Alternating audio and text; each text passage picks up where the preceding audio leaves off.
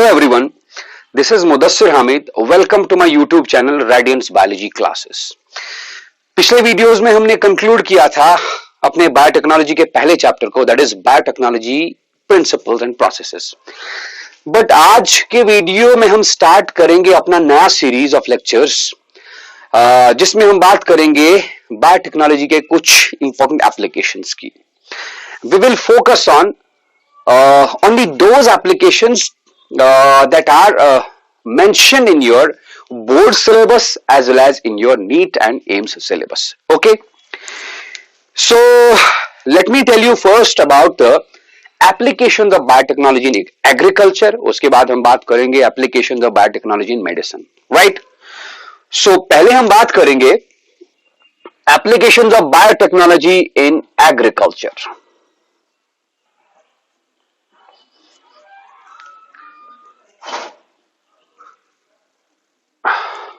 Biotechnology को हम agricultural field में किस तरह से यूटिलाइज कर सकते हैं, हम एग्रीकल्चरल फील्ड में बायोटेक्नोलॉजी को यूटिलाइज करके किस तरह अपने एग्रीकल्चरल प्रैक्टिसेस को, अपने क्रॉप प्रोडक्शन को इंक्रीज करा सकते हैं, right?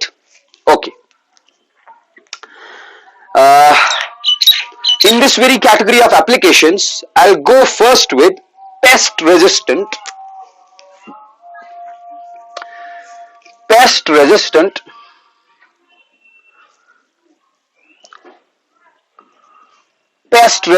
crops,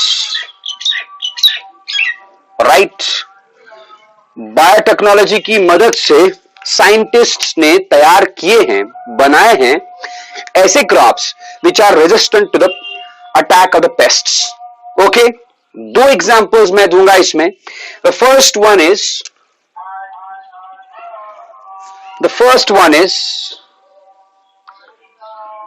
BT crops.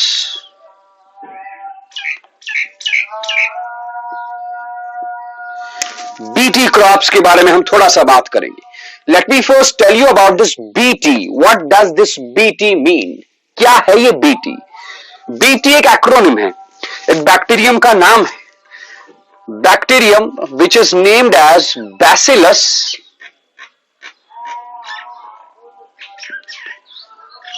thuringiensis. Bacillus thuringiensis, right? ये एक बैक्टीरियम है. इस बैक्टीरियम के अंदर एक जीन होता है. पहले हम इस बैक्टीरियम की बात करेंगे, इसमें ऐसी खास बात क्या है जिसको साइंटिस्ट ने यूटिलाइज किया. This Bacillus thuringiensis bacterium contains a gene. The name of that gene is BT gene, right? इस BT gene को हम cry gene भी बोल सकते हैं. It is also known as cry gene. Is it okay? तो Bacillus thuringiensis bacterium contains a gene in its genome. उस gene का नाम है cry gene और BT gene. इस जीन की जब नॉर्मल एक्सप्रेशन होगी, नॉर्मल एक्सप्रेशन माने पहले तो ट्रांसक्रिप्शन होगा, और ट्रांसक्रिप्शन के बाद जब ये आरएनए बनाएगा, mRNA, मैं नॉर्मल बात कर रहा हूं, अभी मैंने कुछ जेनेटिक एक्सपेरिमेंट की बात नहीं की, जेनेटिक इंजीनियरिंग एक्सपेरिमेंट की बात नहीं की. I am talking about the genome and the gene of this bacillus thuringiensis. Transcription के बाद जब ये आरएनए बनाएगा, दिस आरएनए अंडरगोस ट्रांसलेशन, तो हो गया gene express and protein is formed. That protein is the crystalline protein.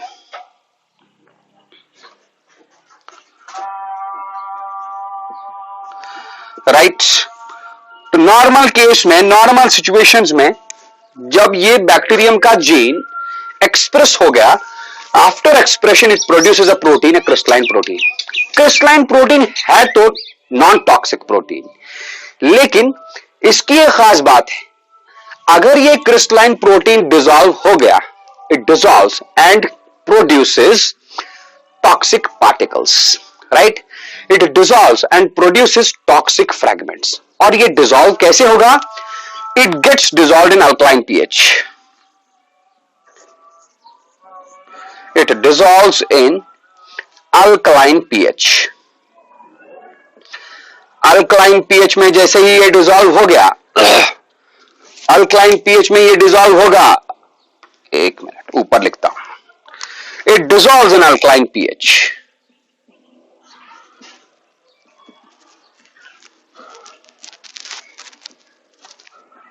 Okay, alkaline pH में ये क्रिस्टलाइन प्रोटीन डिसॉल्व होगा. After dissolving it becomes toxic.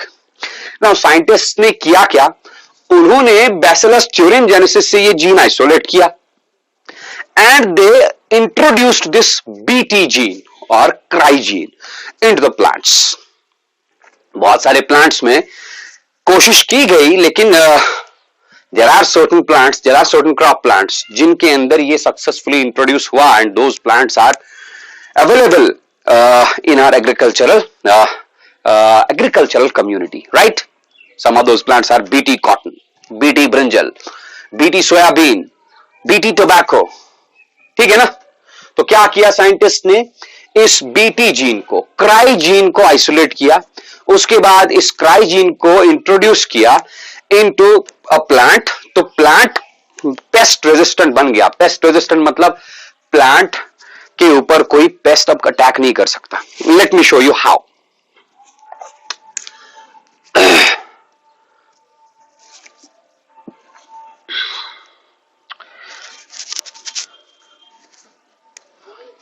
Okay, this is the BT gene or cry gene. Scientists have isolated this BT gene or cry gene. Okay, they introduced this BT gene into a plant. BT gene was introduced. Introduction into the plant.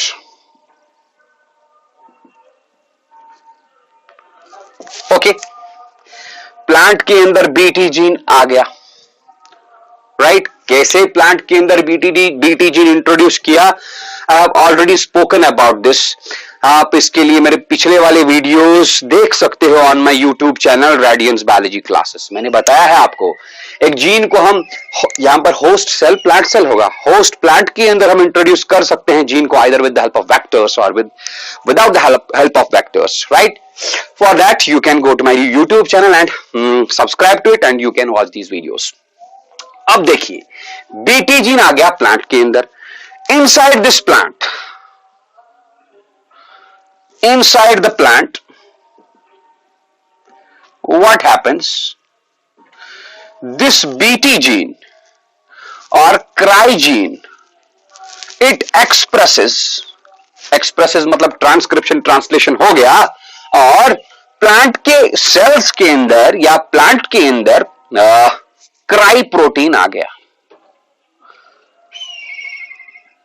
Cry protein बोले तो crystalline protein, right?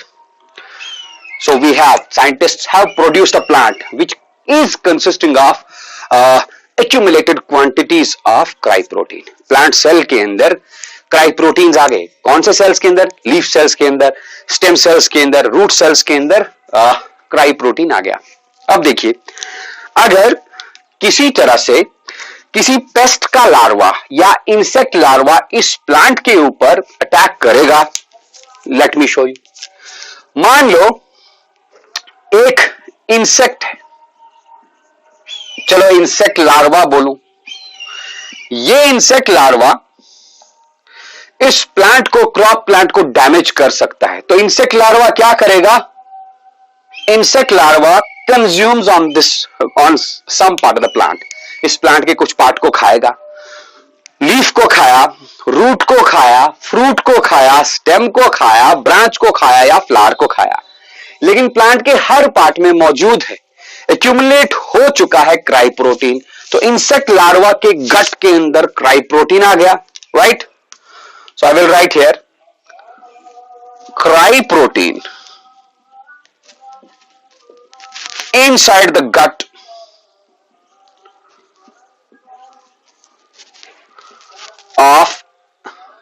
insect larva, right. अब insect larva के गट में alkaline pH होता है, और हम पहले ही बोल चुके हैं, we have already discussed this, alkaline pH के अंदर क्राई प्रोटीन डिसॉल्व हो गया। जैसे ही ये डिसॉल्व हो गया तो it will create toxic fragments. वो टॉक्सिक फ्रैगमेंट्स इंसेक्ट लार्वा के गट के परफोरेशंस करता है, मतलब इंसेक्ट लार्वा के गट को छेद करता है, फाड़ देता है।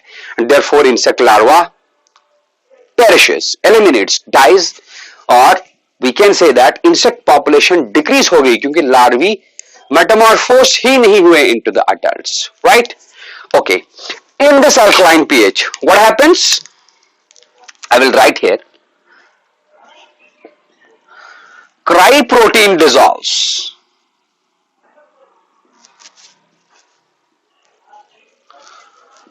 After dissolution, toxic fragments are produced. These toxic fragments are responsible for perforations in insect larvae guts. Therefore, they are killed. Insect population decrease हो गया. So we have, scientists have produced a plant which is resistant to insects. Why? क्योंकि उस plant के अंदर cry protein है। जैसे ही cry protein insect के larva के गट के अंदर गया, cry protein becomes toxic because insect larva के गट का alkaline pH उसको तोड़ेगा into smaller fragments, and those fragments rupture the gut of the insect larva and the larva is eliminated at an early stage. ये larvae अब adult में तब्दील ही नहीं होंगे, convert ही नहीं होंगे, तो insect population is decreased and our crop yield is protected from the damage by these insects. Okay. In BT crops के कुछ एग्जाम्पल्स मैं दूंगा। एग्जाम्पल में आप याद रखेंगे, सबसे पहले BT cotton. BT cotton, BT cotton India में इंट्रोड्यूस किया गया था इन 2002। Apart from BT cotton there are some more like BT tobacco, BT brinjal, BT soybean, etc.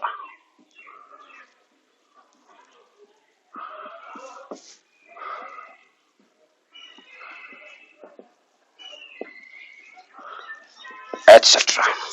So this was one of the first examples of pest resistant crops that scientists have produced by the utilization of genetic engineering, right?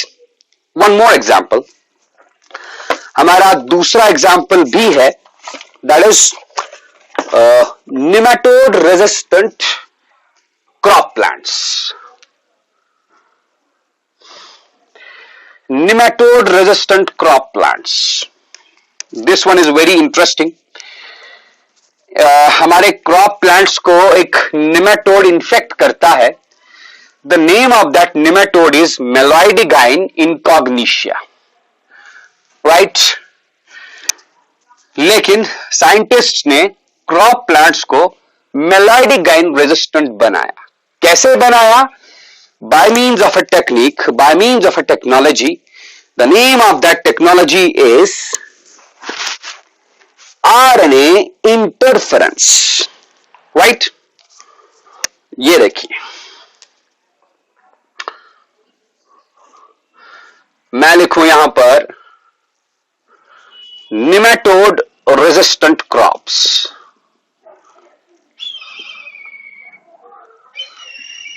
Nematode resistant crops, एक nematode है, नाम लिखूंगा मैं nematode का। उस nematode का नाम है मेलोइडिगाइन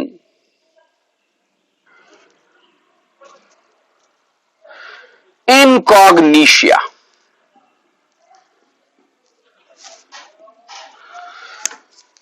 आपके एनसीईआरटी बुक में मेंशन है, आप देख सकते हैं इसको, मेलाइडिगाइन इनकॉग्निशिया, राइट। मेलाइडिगाइन इनकॉग्निशिया के अंदर एक जीन है।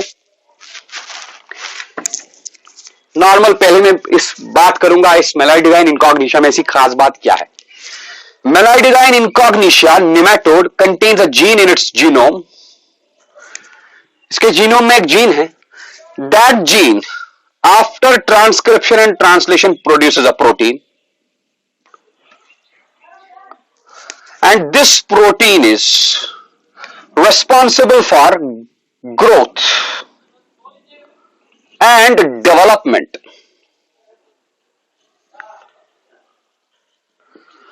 of the particular nematode. इस नेमाटोड के ग्रोथ और डेवलपमेंट के लिए ये प्रोटीन जरूरी है, and the protein is formed by gene. That gene is present in the genome of this nematode, Meloidigyne incognitia. Right. अब देखिए, जैसे ही ये मेलाइडिगाइन इनकॉग्निशिया क्रॉप प्लांट के अंदर जाता है तो क्रॉप प्लांट के अंदर इसका ये जीन एक्सप्रेस होकर एक प्रोटीन बनाएगा। वो प्रोटीन इसके ग्रोथ और डेवलपमेंट में मदद करेगा। तो ये क्रॉप प्लांट के अंदर डेवलप होगा, ग्रो होगा, and it will perish, it will destroy the crop plant, right. तो साइंटिस्ट ने किया क्या, उन्होंने मेलाइडिगाइन के इसी जीन का इस्तेमाल किया, उस जीन को इंट्रोड्यूस किया क्रॉप प्लांट के अंदर। फिर मेलाइडिगाइन क्रॉप प्लांट के अंदर गया भी तो ये मेलाइडिगाइन वहां पर ग्रो और डेवलप हुआ ही नहीं, right. What they did,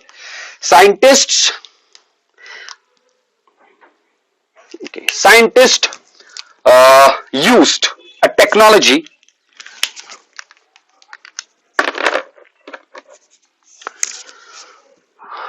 The technology is known as RNA interference.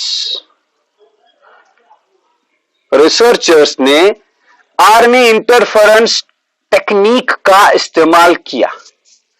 क्या इस्तेमाल किया उन्होंने इस टेक्निक के जरिए, इस टेक्निक की वजह से इस जीन को साइलेंस कराया। RNA interference technology to silence the gene of the nematode, gene of the nematode। कौन सा जीन, वही जीन जो ये प्रोटीन बनाता था। मतलब कहने का यह है, अगर नेमाटोड क्रॉप प्लांट के अंदर जाएगा तो क्रॉप प्लांट के अंदर ये नेमाटोड का जीन एक्सप्रेस होकर ये प्रोटीन बनाएगा। ये प्रोटीन नेमाटोड मेलाइडिगाइन को ग्रो और डेवलप होने में मदद करेगा, तो क्रॉप प्लांट खत्म, राइट। तो साइंटिस्ट ने किया क्या, साइंटिस्ट ने इस टेक्नोलॉजी का इस्तेमाल किया। इस टेक्नोलॉजी की वजह से हुआ क्या, जब ये मेलाइडिगाइन प्लांट के अंदर गया, लेकिन उस प्लांट के अंदर ऐसा कुछ किया इन्होंने कि ये जीन वहां पर साइलेंस हो गया, चुप हो गया। ये जीन ट्रांसक्राइब हो गया, लेकिन ट्रांसक्राइब होने के बाद जो आरएनए बना, वो आरएनए प्रोटीन बनाया ही नहीं पाया, राइट। मतलब फिर से मैं रिपीट करूं, साइंटिस्ट ने आरएनए इंटरफेरेंस टेक्निक की मदद से मेलाइडिगाइन का जीन, कौन सा जीन, जो जीन प्रोटीन बनाता था इसके ग्रोथ और डेवलपमेंट के लिए, उस जीन को ट्रांसक्राइब तो होने दिया, लेकिन ट्रांसक्रिप्शन के बाद आगे प्रोसेस बढ़ा ही नहीं, मतलब ये प्रोटीन बनने ही नहीं दिया inside the plant. That's why मैंने यहां पर लिखा, they have used the RNA interference technique to silence this gene. Gene का साइलेंस होना मतलब जीन एक्सप्रेस ही नहीं होगा। देखिए जीन एक्सप्रेस होता कैसे, जीन का पहले ट्रांसक्रिप्शन होता है, ट्रांसक्रिप्शन के बाद बनता है आरएनए, उसके बाद उस आरएनए का ट्रांसलेशन होता है, तब जाके बनता है प्रोटीन। प्रोटीन बना तो we say that gene has expressed. तो रिसर्चर्स ने किया क्या, इन्होंने इस जीन को साइलेंस कराया। साइलेंस कराना मतलब प्रोटीन को बनने ही नहीं दिया। ट्रांसक्रिप्शन हो गया जीन का प्लांट के अंदर। जब ये मेलाइडिगाइन प्लांट के अंदर आया, प्लांट के अंदर इसके जीन का ट्रांसक्रिप्शन हो गया, आरएनए बना, लेकिन उस आरएनए को आगे प्रोसेस करने ही नहीं दिया, प्रोटीन बनने ही नहीं दिया, मतलब जीन को साइलेंस किया with the help of RNA interference technology. Before explaining how they did this, let me tell you a little bit about RNA interference technology. ये एक्सप्लेन करने से पहले हम आरएनए इंटरफेरेंस टेक्नोलॉजी के बारे में थोड़ा सा पढ़ेंगे। देखिए, बहुत ही इंटरेस्टिंग टेक्नोलॉजी है, बहुत इंटरेस्टिंग टेक्निक है।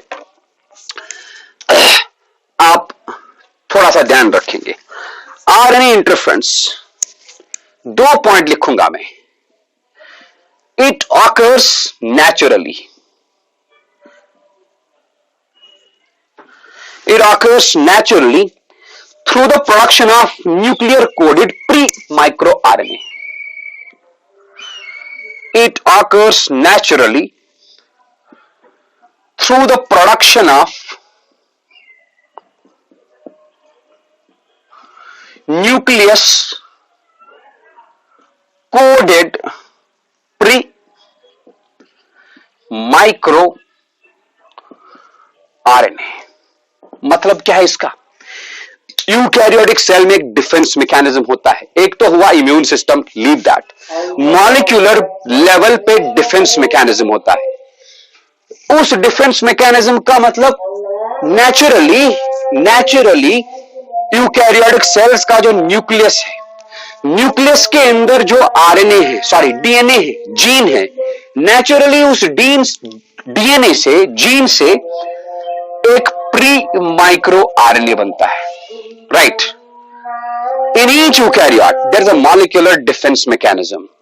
According to that molecular defence mechanism, nucleus consisting of the genes code an RNA, that RNA is known as pre-micro RNA, right?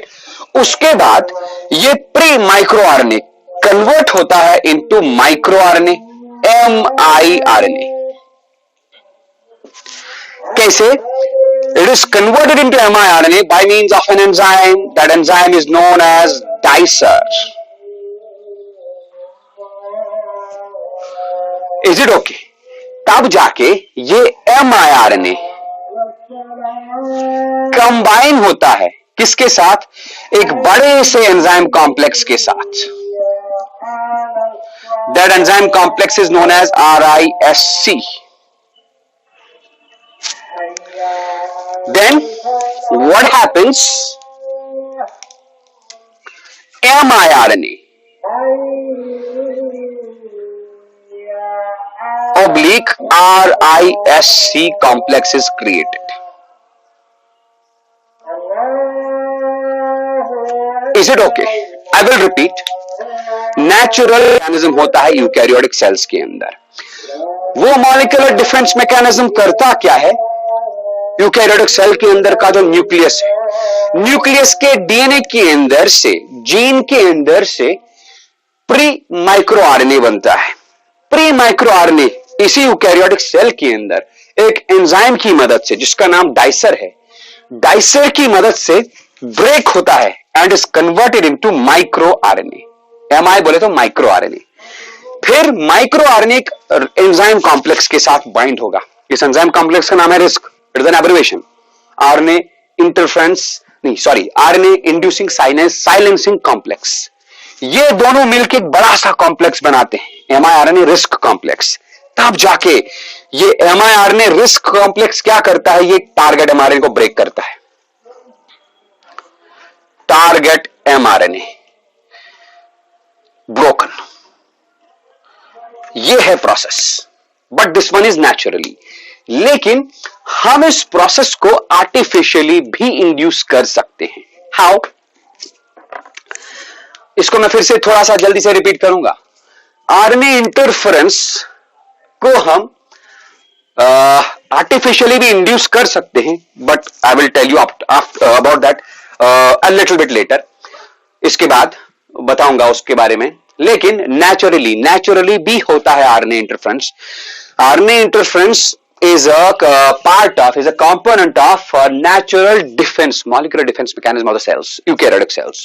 होता क्या है? जरूरत पड़ने के वक्त यूकैरियोटिक सेल के न्यूक्लियस में जो डीएनए होता है, उस डीएनए से छोटा सा RNA, double stranded RNA code होता है, डबल स्ट्रैंडेड आरएनए बनता है। That double stranded RNA is known as pre micro RNA. ये pre micro RNA dicer enzyme की मदद से कन्वर्ट होता है into double stranded RNA fragments, smaller fragments, जिनको हम माइक्रो आरएनएस बोलते हैं। माइक्रो आरएनए एक बड़े से enzyme complex, this is an enzyme complex, हाँ, enzyme complex. The enzyme complex is named as RISC, RNA inducing silencing complex, RNA induced silencing complex. ये इन micro RNS के साथ बाइंड होगा, तब जाके एक फंक्शनल कॉम्प्लेक्स बनेगा. यही फंक्शनल कॉम्प्लेक्स क्या काम करेगा, ये उस आरएनए के ऊपर एक्ट करेगा जिस आरएनए को हमको साइलेंस कराना है, मतलब जिस आरएनए से हमने प्रोटीन नहीं बनाने देना है. तो it will target that mRNA and break that mRNA. Is it okay? ये तो हुआ नेचुरल वाला. लेकिन हम इस आरएनए इंटरफेरेंस टेक्निक को, इस मॉलिक्यूलर डिफेंस मैकेनिज्म को आर्टिफिशियली भी इंड्यूस कर सकते हैं. देखिए कैसे.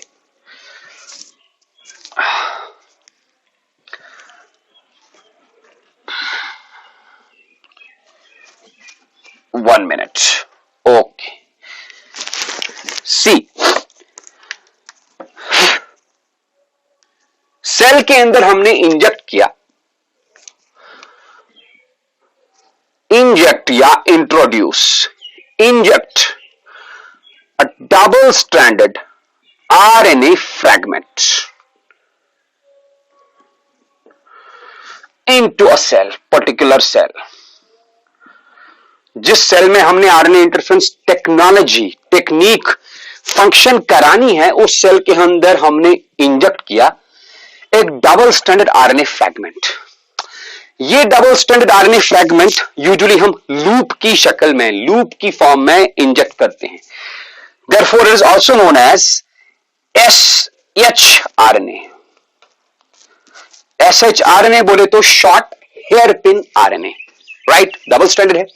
शॉर्ट मैं लिखूंगा, short hair pin RNA. I will repeat. हमने उस सेल के अंदर, जिस सेल के अंदर हमने आरएनए इंटरफेरेंस टेक्निक को स्टिमुलेट कराना है, उस सेल के अंदर हमने क्या किया, एक छोटा सा फ्रैगमेंट डबल स्ट्रैंडेड आरएनए का इंजेक्ट किया.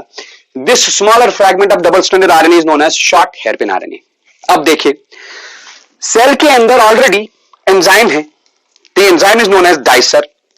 This double stranded RNA will be acted upon by the enzyme dicer.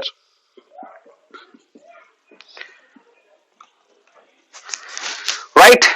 Dicer इसके ऊपर एक्ट करेगा, इसको छोटे छोटे टुकड़ों में, डबल स्ट्रैंडेड फ्रैगमेंट्स में ब्रेक करेगा. Those double stranded fragments are known as siRNAs. siRNAs बोले तो small interfering RNAs.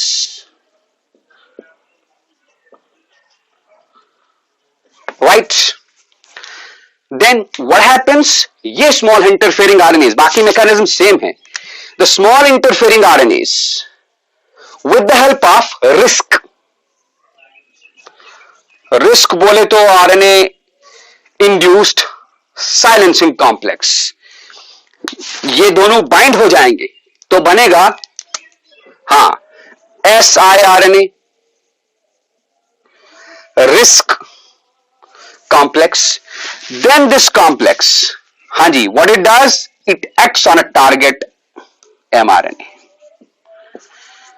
उस आरएनए के ऊपर ये एक्ट करेगा जिस आरएनए को हमने ब्रेक करना है, जिस आरएनए से हमने प्रोटीन नहीं बनने देना है. These are the two methods by which RNA interference technique can be achieved, either naturally or by the introduction of a short hairpin double-stranded fragment of RNA into the target cell. Okay? अब देखिए, इस RNA interference technique को हम मेलाइडिगाइन इनकॉग्निशिया वाले gene के साथ relate कैसे करेंगे. सी,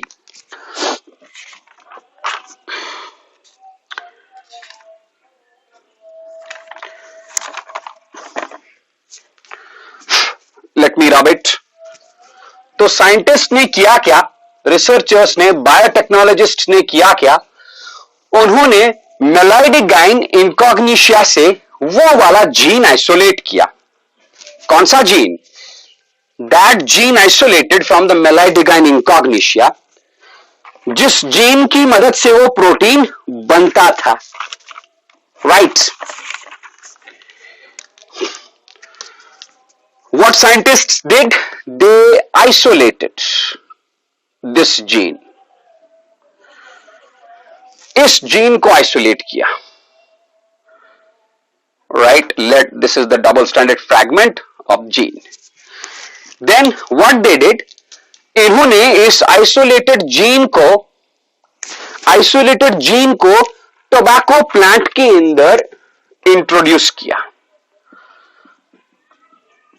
introduced into the tobacco plant, right? Tobacco plant के अंदर इंट्रोड्यूस किया इस जीन को, राइट?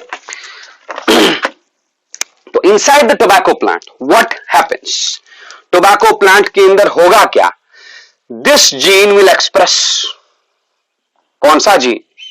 मेलाइडिक गाइन वाला जीन एक्सप्रेस होगा। एक्सप्रेस मतलब इट विल प्रोड्यूस ध्यान से, अ डबल स्ट्रैंडेड आरएनए। अब सवाल यह है कि इसने सिंगल स्ट्रैंडेड एमआरएनए क्यों नहीं बनाया? हाँ, बिकॉज हमको पता है कि tobacco plant is an eukaryote. हमने बाहर से डीएनए जब डाला तो with the help of that molecular defense mechanism, this DNA will produce the double stranded RNA, right?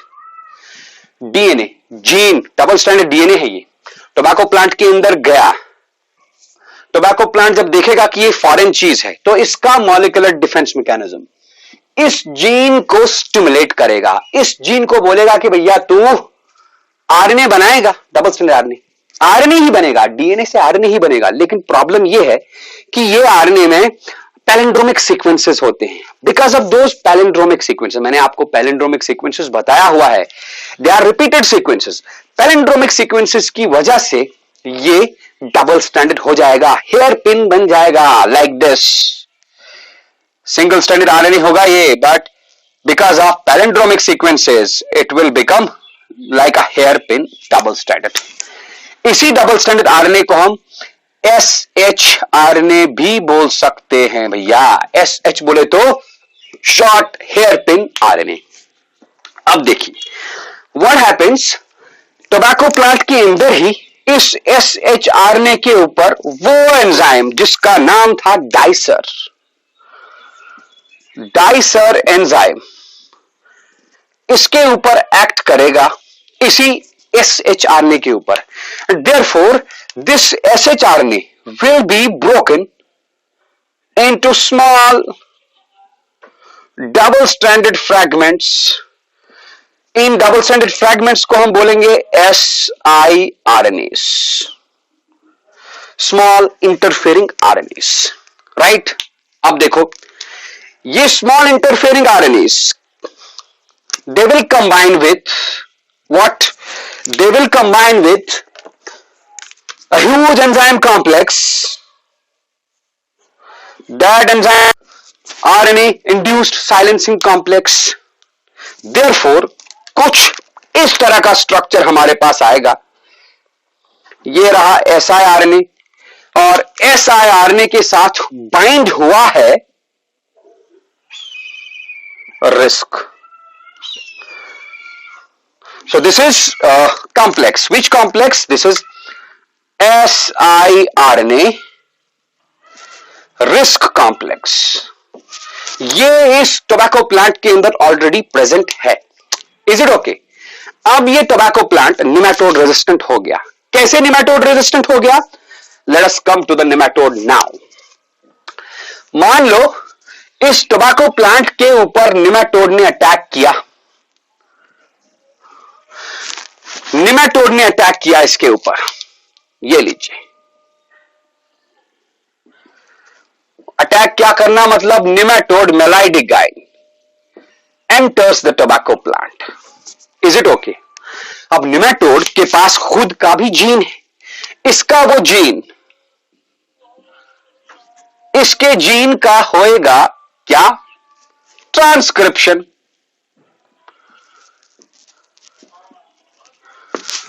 Is it okay? Transcription के बाद ये बनाएगा normal mRNA. Is it okay? Normal transcription हो गया निमेटोड के जीन का, जैसे ही ये टोबैको प्लांट के अंदर बनाएगा. क्यों? क्योंकि इस जीन को भैया प्रोटीन बनाना है खुद को ग्रो और डेवलप करने के लिए. अब होता क्या था कि इस mRNA का ट्रांसलेशन होता था, लेकिन टोबैको प्लांट के अंदर ऑलरेडी ये चीज है. व्हाट इट डज, ये जो चीज है ये आएगी यहां पर और इसके साथ बाइंड हो जाएगी.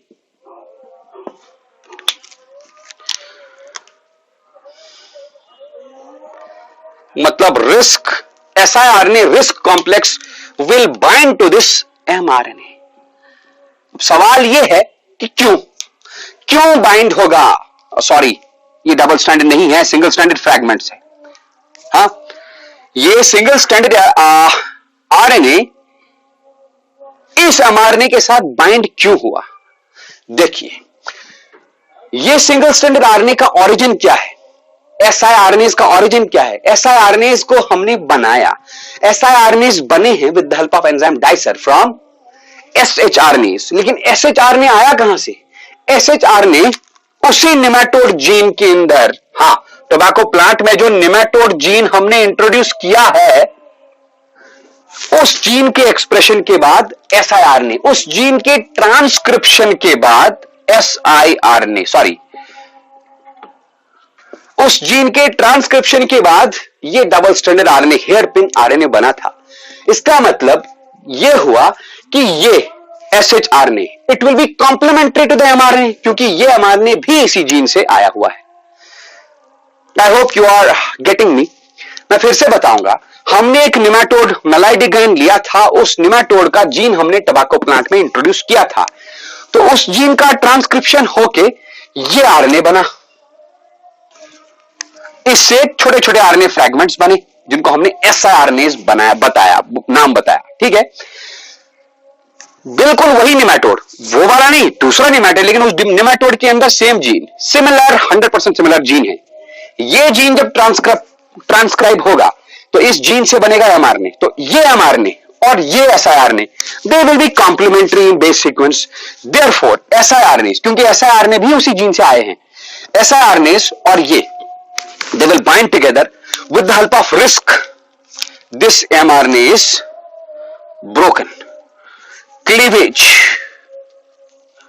of target mRNA ब्रेक हो गया. जब ये ब्रेक हो गया तो no protein, therefore no protein. Nematode plant के अंदर आ गया, लेकिन इस निमेटोड ने अपने ग्रोथ और डेवलपमेंट के लिए प्रोटीन बनाया ही नहीं, बिकॉज हमने इस निमेटोड के जीन से निकलने वाले mRNA को साइलेंस कराया with the help of this siRNA, जो हम टोबैको प्लांट के अंदर इसी निमेटोड के जीन की मदद से बना चुके हैं ऑलरेडी. राइट, तो no protein will be form, hence nematode enters the plant but it will not undergo growth and development, therefore the plant will be protected from this nematode attack, nematode infection. right, तो क्या किया हमने इस mRNA को silence किया. mRNA कहां से आया? निमेटोड के जीन से. हमने mRNA को साइलेंस किया, हमने इस जीन को साइलेंस किया टोबैको प्लांट के अंदर with the help of the siRNA got from the same gene. हमने इस RNA को इंटरफेयर किया. इंटरफेयर क्यों किया, कैसे किया? हमने इसको इंटरफेयर किया by the formation of small interfering RNAs in the tobacco plant. That's why it's a case of RNA interference technology. But it is not the case first वाला. यहां पर न्यूक्लियर कोडेड RNAs हमने नहीं देखे. फिर क्या, जैसे टोबैको प्लांट के अंदर बाहर से DNA फ्रैगमेंट आया, वो DNA फ्रैगमेंट siRNAs बनाया, वही siRNAs फिर इस टारगेट mRNA को इंटरफेयर करेंगे, इसको ब्रेक करेंगे, प्रोटीन बनने नहीं देंगे. Is it okay? सो दो एप्लीकेशंस मैंने आपको इस वीडियो में बताए. First was BT crops and second nematode resistant crop. इसके बाद भी और एप्लीकेशंस हैं एग्रीकल्चरल फील्ड में, फिलहाल मैंने आपको एक बताया. What was that? Pest resistant crops. After this we have to study about flavor saver tomatoes. We have to study about heroin producing crops. We have to study about golden rice. We'll take those applications of biotechnology in the field of agriculture in our next video. Okay, thank you.